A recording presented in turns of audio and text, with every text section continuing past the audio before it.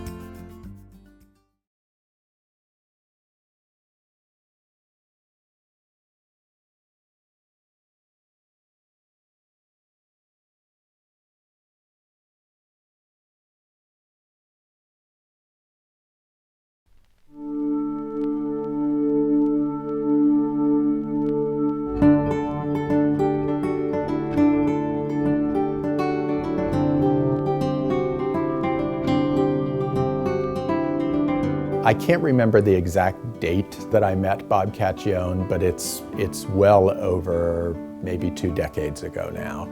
And I think Bob will forever be synonymous with the Intercollegiate Horse Show Association. I mean, that's Bob Cacchione, right?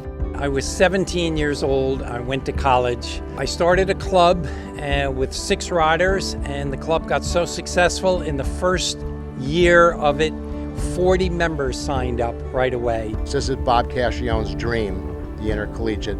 When he went to college, he founded the IHSA, and in the last 40 plus years, it's been a great asset to college students throughout the world and country because it is growing. It's gone international, and we have a great debt of gratitude to Bob. From Zone 1. Today there are over 400 colleges throughout the country and over 10,000 riders in both hunt seat equitation and Western horsemanship and reining. And we're very proud of that. It was about excellence, and it was about doing for others.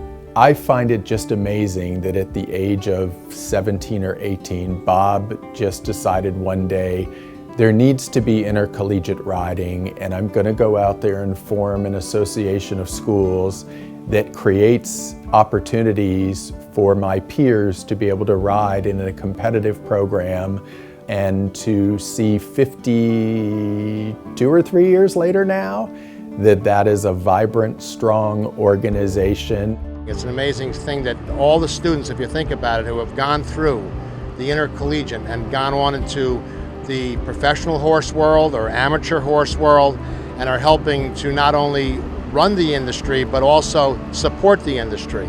And that's all in large part due to Bob's dream when he was younger of having an opportunity for every child to ride in college. As the intercollegiate was growing and riders moved up from walk trot to walk trot canter to novice, the open riders really weren't being recognized as much, and they all came to me and said, Bob, create something to honor the open riders in the intercollegiate. I went to Mom and Dad. I said, Mom and Dad, I need a trophy, and the Cacchione Cup was born. And in the past, you've had Beezy Patton Madden, Greg Best, Peter Weil, Mark Westbecker, Duncan Peters. Duncan was the very first winner of the Cacchione Cup.